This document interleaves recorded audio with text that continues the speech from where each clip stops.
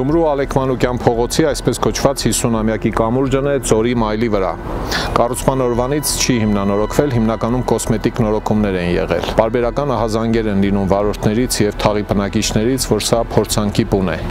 Մենք չենք սպասելու, որ փորձանքը տեղի ունենա, ինչ-որ փլզում լինի, որից հետո սկսենք զբաղվել կամրջով։ Եվրատաշինքը խոստանում է, որ ընտրվելու դեպքում անպայման հետազոտելու է կամրջի իրավիճակը եւ հիմնանորոգելու է այն։ Հարգելի համաքաղաքացիներ, մարտի 30-ին անպայման մասնակցեք Գյումրու ավական արտահերթ ընտրություններին եւ ձեր քվեն տվեք Եվրատաշինքին։ Քվեաթերթիկ համար 6։ Մենք մեր խոսքի տերն ենք։ Լավագույնը մեր քաղաքի համար ենք անելու։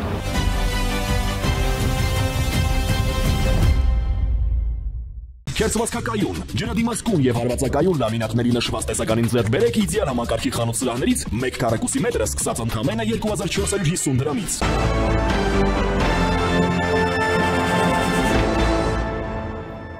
Ողջույն, դուք դիտում եք առաջին լրատվականը, ես Ժիրայր Ոսկանյանն եմ, զրուցակիցս Քրիստոնեա ժողովրդավարական կուսակցության նախագահ Լևոն Շիրինյանն է։ Բարև ձեզ։ Պարոն Շիրինյան, փորձենք մի քանի թեմաների անդրադառնալ։ Խաղաղության համաձայնագրի ստորագրում ադրբեջանական ապատեղեկատվություններ, ռուսական կողմի արձագանք դրան, ասում են, որ իրենք մտահոգված են սահմանային լարվածության աճի մասին տեղեկություններով, կողմերին զսպվածության կոչ են անում։ Հայաստանի ընդդիմադիր շրջանակներ ասում են, որ պատերազմից խուսափելու համար Հայաստանը պետք է վերադառնա նոյեմբերի 9-ի փաստաթղթին, մասնավորապես 9-րդ կետը իրականացնի եւ այս նաեւ եվրոպական միության ճանապարհով գնալու Հայաստանի ձգտումներն են մեկնաբանում Ռուսաստանից, օրինակ նույն անվտանգության խորհրդի քարտուղար Շոյգուն ասում է, որ դա կատաստրոֆիկ նշանակություն է ունենալու Հայաստանի տնտեսության, բարեկեցության, կենսամակարդակի համար, Հայաստանը միանալու է Ռուսաստանի դեմ պատժամիջոցներին, ինչը ել ավելի շատ խնդիրներ է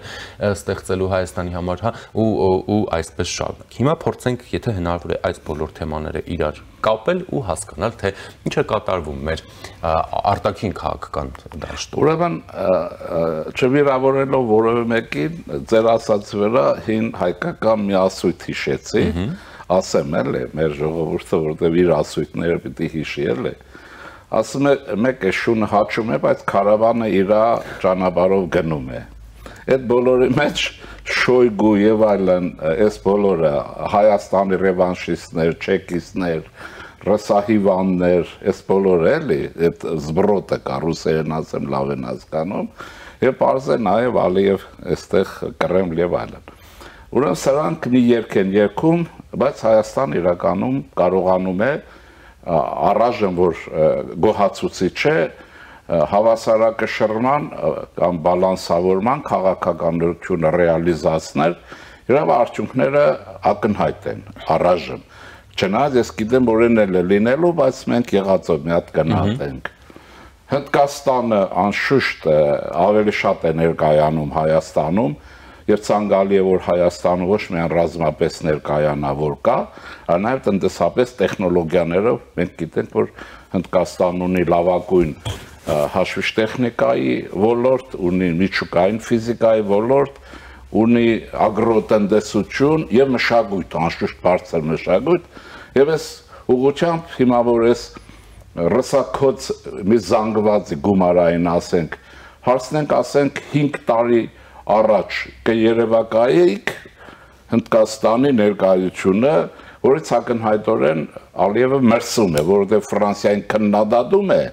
բայց ուրեմն Հնդկաստանի բարակայը բան չի խոսում, գիտի որ փղի ոտերի տակ կճզմվի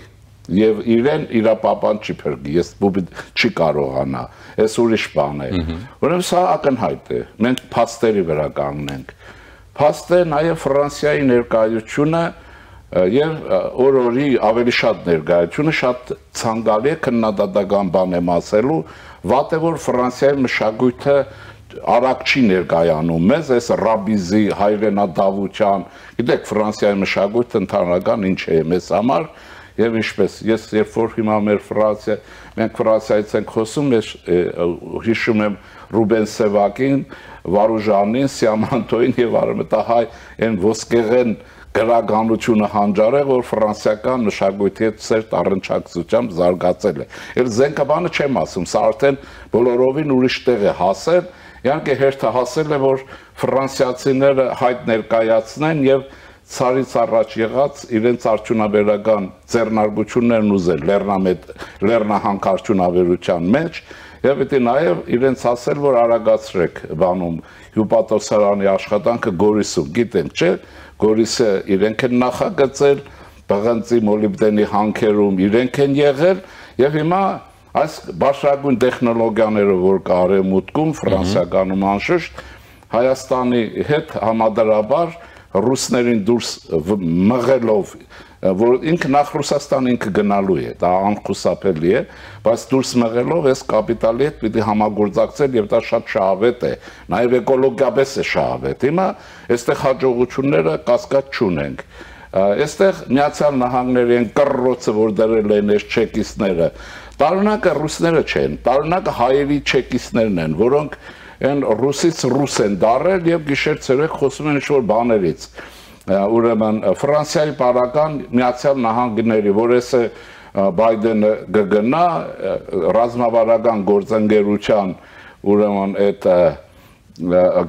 համաձայնագիրը չի վերաստատվի, բայց հիմա ամերիկացիները որպեսի այդ եղած աչքերը մտցնեն նախ մեր ստրուգների, հետո նաեւ այս հայտարարեցին, որ էսը գալիս են ավելի մեծ մասշտաբով Հայաստանում զորավարժությունների են մասնակցում եւ այսպես շարունակ։ Հիմա դրա հետ նաեւ ժողովրդի այն դրական արձագանքը, որ եղավ Եվրոատլանտյան քաղաքական ուղղության հարցով վերաբերմունքի, հանրաքվե եւ այլնի ձայնատվության պարագայով։ Այսինքն հիմա սրա ինչ-որ Շոյգու արդեն, ինչ-որ Զախարովա, ինչ-որ Ալիև եւ այլն, այսպես պարզ է, ինչն է պարզ, որովհետեւ ակնհայտ է, որը մեկը եթե կա, ինչ ասեմ, ուղեղից հիվանդ հայ, ռուսին չեմ ասում, որովհետեւ իրենք իրենց գործն են անում, իրեն էշիտեղ դրած կներեք բառի համար շարունակում է մտածել, որ Արցախը Ադրբեջանն է գրավել եւ ոչ թե ռուսն է հանձնել, դուք դա վկան եք երևի ժամանակին, այդ գալադամորը սարքել է, հայերի գլխին օին բերել եւ դրանց պարագլուխներն են հանձնել եւ լախից ուղարկել, չէ, բանից Ասկերանից ուղարկել է Բաքու, որպեսզի Հայաստանի հանդեպ ճնշումները լինեն եւ երկրորդը սրանց ինֆորմացիան Ադրբեջանը, Հայաստանի եւ հաջորդի մասին ամբողջովին քամի, ես ենթադրում եմ նաեւ դոլարներն են քամում հաստատ, քամում են եւ նաեւ վայելում են Բաքվի, այս ուտի մասին է խոսքը, Բաքվի են հաջելի միջավայրը բանդերում ինչ որ ենթադրվում է որ կա եւ այլն։ Հիմա այս է, որոնք միամիտ մարդիկ չեն, որոնցից ոչ մեկը չփորձեց ինքնասպան լինել, որովհետեւ սրանցից յուրաքանչյուր որպես նախագահ, որպես հրամանատար եւ այլն երթում է գերել, չէ, օրենքով Աստվածաշնչի վրա ձեռք են դրել, զինվորականներն ասել են վերջին փամփուշտը ինձ, բայց իրենք հաջողով ամեն ինչը ընդունելով այդպես է, վազեցին Բաքու, հանձնվեցին, ռուսը հանձնեց։ Հիմա սա կարող է բան գա։ Այն մեկին էլ Թաթարստանից բերեցին, այրել տվեցին ռուսական ուրեմն ազնագիրը, կարծես թե դա բանի նման է եւ ուղարկեցին Հայաստան, որ հեղաշրջումանի վարչապետ դառնա եւ Թաթարստանի վերածի Հայաստանը, բայց ինչ են ասում, ուրբաթը շաբաթից շուտ եկավ եւ սա հայտնվեց Ալիևի ճիրաններում, որ հանձնեց Պուտինը։ Հիմա այս երկու պարական է, նայում ենք մի կողմում Հայաստանն իր քաղաքականությամբ, ընդ որում Հայաստանում էլ իշխանությունը չի վերցրել հակառուսական քաղաքական ուղղություն, ով ինչ ուզում է ասի, այն բալանսին հետևելով նվազեցնում է ռուսական ներկայությունը, բացի տնտեսությունը, սահմանային գոտի, ուրեմն ինքնիշխանություն, այսինքն Հայաստանն անցել է անկախության քաղաքականությունից անկախությունն ամրապնդելու քաղաքական ուղի, որ ինքնիշխանությունն է, մեր սուվերենիտետը բարձրանում է։ Տնտեսության բարակայով ասել, որ այդ աղմուկ շատ կա, դե տնտեսությունը որպես եվրոպական կամ մերձավոր արևելյան կամ հնդկական օրինակ ստանդարտներ պիտի բարձրացնեք։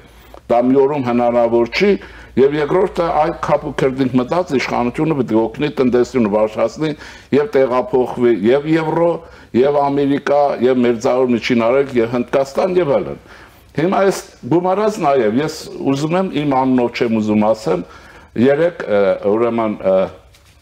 Քոչարյան Անտրանիկի, բարոն Քոչարյանի հայտարարությունն եմ հիշում, առաջին անգամ է պատերազմից հետո պաշտոնական անձի, այն ծախված գեներալները չէ, որ ասում են էս է հաց կուտեն կգնան, էլի, իրենք հանձնում էին, գնացել էին ջերմուկը, չէ, հետո էլ փախավ Դայգաներում հիմա ինչ-որ բան է անում, դայգաներից խոսում է բան է անում էլի, Շոյգուի ծառաներս, Շոյգուի քոծերը չեն։ Այս բարական պարոն Քոչարյանն ինչ ասեց, որ այո, չենք ուզում պատերազմ, չենք ուզում, հիմա բարձր որ Հայաստանին մեղադրել պատերազմ սկսելու կամ կրագոցի մեջ, ուրեմն դա նշանակում է մեղադրողը հիվանդ է, որովհետև աշխարհում դեռևս դեպք չի եղել, որ նման պարտություն գրելուց եւ վերակազմավորման ընթացքում գտնվող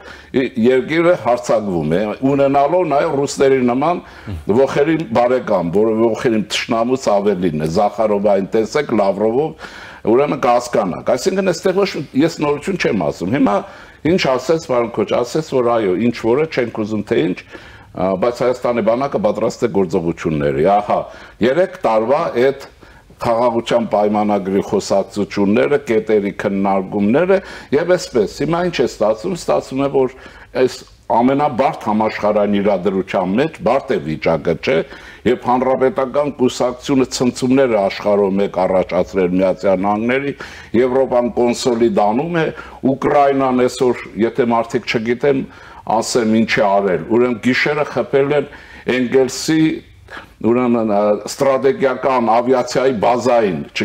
ինչ որ մեկը, դա Սարատովից Վոլգագետի աջ 10-15 կիլոմետր հեռու քաղաք է, որտեղ է սովետական միության ռազմատրանսպորտային միջուկային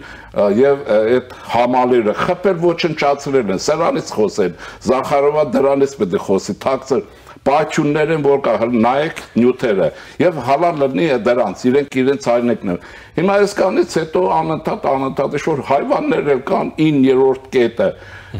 հայկական կողմից այլևս ոչ մեկ 9-րդ կետից չպետք է խոսի, այն ժամանակ էր, պիտի Ադրբեջանին հիշեցնել, որ հələ դու մինչեւ 8 կետը կատարի, արի 9-ին հասի, մենք այստեղ կարող ենք խոսենք, քննենք։ Ընդ որում այնտեղ ինչ կան ասեմ, ես էլ հեղինակավոր ձևով ասում եմ, գիտեք որ բան կա, որ այնտեղ Միչանսկի մասին ոչ մի բառ չկա։ Այս բառաչելով ընկել են ռուս ու թուրք, այդ բան ադրբեջանցին նկատի ունեմ, այդ Միչանսկի վրա։ Այս սրանք էլ իրենց գործակալները, սրանք որտեղ հանձնարարություն ունեն, չանեն ոնց որ ասեմ ինչ է թվում, այս որ ովքեր դա 9 կետին են վերադառնում, այդ ուզում են վիժեցնել այս խաղաղության գործընթացն ասեմ, որտեղ այդ բարձր գործընթաց է, չէ, սրանք ուրեմն երևի այդ Արցախի նախկին նախագահների ճակատագիրը նկատի ունեն, սրանք հանձնարարությունը չեն կատարել, ռուսական սրանց բռնելու են Բաքու ուղարկեն, գործը չեն արել, բաներանց ինչի ուղարկեցին, որտեղ Ռուբեն Վարդանյանին ուղարկել էին այստեղ հեղաշրջում անել, ոչ թե գնար Այդ մարդը չէր մտածել ինքը հեղաշրջում Հայաստան ոնց կարող է անել կամ որևէ մոսկովյան օլիգարխ դեռ վերցրել եկել են նրանք այդ տեսան որ այս 80% տարելը 20%-ն տրեցին Բաքվի այդ բաները համապատասխան տեղերը հիմա սրանք երբ մտածում են որ եթե իրենք 9 չասեն այդ պայմանագրից չխոսեն նույն ճանապարհով գնալու են որովհետև ուրիշ բարակա կարող է Ռուսաստանը մի օր ինչպես որ եղել է սրանք ցուցակը տվի ովքեր են իրենց ագենտուրան ովքեր այսպես ասենք Կոպիրգինի հաճախորդներն են չէ հիմա այս ասելուց հետո ես կարծում եմ որ մենք մի քիչ տրվում ենք այդ քարոզչություն այդ խոսույթին ասեմ ինչի հիմա մի քիչ շատ դժվար է ենթադրել որ երբ որ Միացյալ Նահանգների նախագահը որի գործողությունները տեսնում ենք թվացյալ ինչ հակասականություն ունի եւ գիշեր ցերեկ Ուկրաինային է պարտադրում խաղաղություն Ադրբեջանը պետք է հանդեսի հա Թրամփի պարական երբ որ մենք ունենք համաձայնություն ստրատեգիական եւ որի արդյունքով տեսնում եք առաջընթաց կա ուրեմն պետք է հարցակվի եւ այլն ել չեմ ասում մնացածը որ մեր բանակը պատասխանի եւ այլն ուրեմն դրա համար ես մի առաջարկ ունեմ մեր ժողովրդին ընդհանրապես եւ իշխանությանը եկեք ամբողջ ազգովի մեր խելքը, շնորհքը, ռեսուրսը դնենք եւ երկիրը դարձնենք գերարդիական։ Այդ խոսակցությունները ձեռի հետ անենք։ Հիմա օրինակ ես որ վարչապետը լինեի արտգործնախարարությունում հատուկ մեկին կառանձնացնեի փոխ արտգործնախարար, կասեի գիշեր ցերեկ խաղաղության պայմանագրից խոսի, էլի, անընդհատ ինքը խոսեր, էլի, բայց մենք կպնենք այն գործին, որ մեր պետության վերաշինությունն է, ներքին հարցերի լուծումն է եւ գերարդիական։ Ամփոփ եմ ասելիքս, ինչքան կհզորանանք, բանակ ինչքան կվերազինվի եւ արդիական կդառնա, այնքան Ադրբեջանը կդառնա ավելի իզգոյ եւ ես ենթադրում եմ, որ այս տարի կարող է հեղաշրջում լինի եւ նա պատժվի, որովհետեւ ուրեմն ինչ է Տրամպը չգիտի որ սա Պուտինի գործակալն է, ով ասելով չի։ Տեսեք, դուք հիշեցիք հայ-ամերիկյան սպասվող ձեռավարժությունների մասին, ռուսական կողմը արձագանքում է եւ ասում է, եթե դրանք հաստատվում են, դա Հարավային Կովկասում ապակայունացնելու է իրավիճակը։ Հարավային Կովկասում Ռուսաստանն է միշտ ներկա եղել։ Ինչպես է իրավիճակը կայունացել 44 օրյա պատերազմով, Հայաստանի դեմ պատերազմներով, Արցախի էթնիկ զոտ։ Դե ինքը, գիտեք, Ռուսաստանը, եթե ասում է աճ, պիտի հասկանաս ձախ, եթե ասում է ձախ, հասկանաս աճ։ Ինքը սպառնում է, որ ես կապակայունացնեմ եւ այլն։ Դրա համար մենք ունենք փաստ եւ պատճառաբանություն։ Իհարկե ռազմաբազայի հանելը ժամանակի հարց է, բնական է այդ պայմանագրեր բաներ, դրանից են մրցում,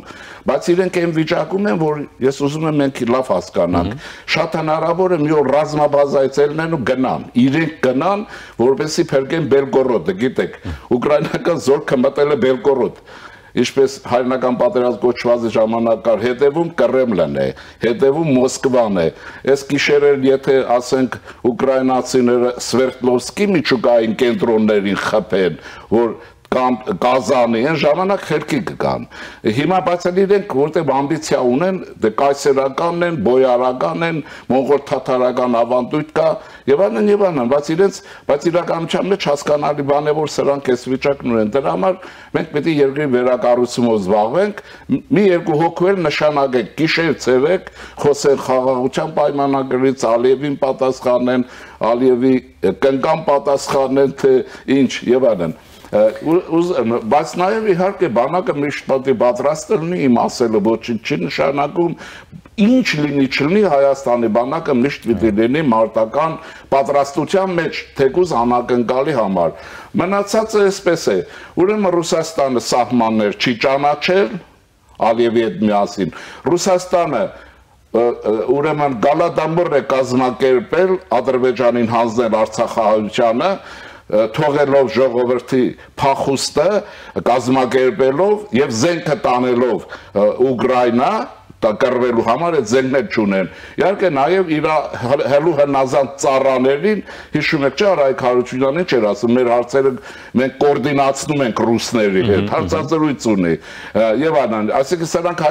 սրանց էլ ուղարկելով Բաքու պատվավոր թոշակի։ Հիմա ասելիքս այն է, որ մենք պետք է զբաղվենք դրանով եւ պետք է մեր իշխանությունը ինչ հնարավորություն ունի, իհարկե դա մեծ չի, մեր ռազմագերի տղաներին հետ բերելու հարցով զբաղվի։ Ես ասեմ, որ նրանցով չպետք է զբաղվեն, ինչու՞։ Որտեղ մենք չունենք ռազմադաշտային դատարան, որ այդ 8-ը մտնեն այդ դատարանում եւ ամենին դեմ արվի, թե ինչ ցուցմունքներ եք տալիս, վարչապետը հրամայեց Իսկանդերը, այն մեկը ասում է Հայաստանից կառավարում էր գլխավոր, սա էլ հրամանատար գեներալ եղել, որին հավատում ենք որոնց։ Հիմա ուզում եմ ասել, որ սրանց հետ այդ հարցը պիտի պարզվի, վերադառնան, պիտի ներկալվեն եւ ասեն ինչ էիք հրահրում, որտեղ ոչ մեկի մատից արյուն չեկավ, էլի սրանցից 8-ի մասին է, որովհետեւ դա պետական գաղտնիք գրող անձնավորություններ էին եւ իշքան վնաս տվեցին, բացի այդ պարտությունը, որ ռուսների համար կազմակերպեցին, այդ բանի համար, այնպես որ բայց իհարկե մեր տղաներին պիտի բերվի ռազմակերիներ եւ դա մեծ ժողովուրդ ժողովուրդ պատիվ չի բերում, բայց այստեղ էլ չպիտի լինենք մաքսիմալիստ, Հայաստանի ուժը եւ հնարավորությունները ո՞րն է, որ պիտի բերի, տեսեք Ռասմուսեն, չէ, եկել է, ասում է, այսինքն ինչքան հնարավոր է տարվում է, բայց դա պիտի արվի։ Մնացածներ խաղաղության պայմանագրի մասին ասեմ ձեզ, շատ պետք չի տառապել դրա համար։ Ուրեմն Ֆրանսիայի լավագույն վարչապետներից մեկը, որ Մյունխենում սրած նման տարավ եմ գործարքի մասնակցեց Ֆրանսիան ջախջախվեց, Դալադեն ասում էր, որ վայ ժողովրդին, որ իր ներքաղաքական կամ իր խնդիրները ճգնաժամի ժամանակ հանձնում է օտար պետության, այ օտար պետության է հանձնում, ասում է ժողովուրդը կորածեր, բայց նա ասում էր արդեն Ֆրանսիայի պարտությունից հետո տեսնելով ինչ կար։ Եվ մի հատ էլ բանից ասեմ էլ Մուսոլինիից,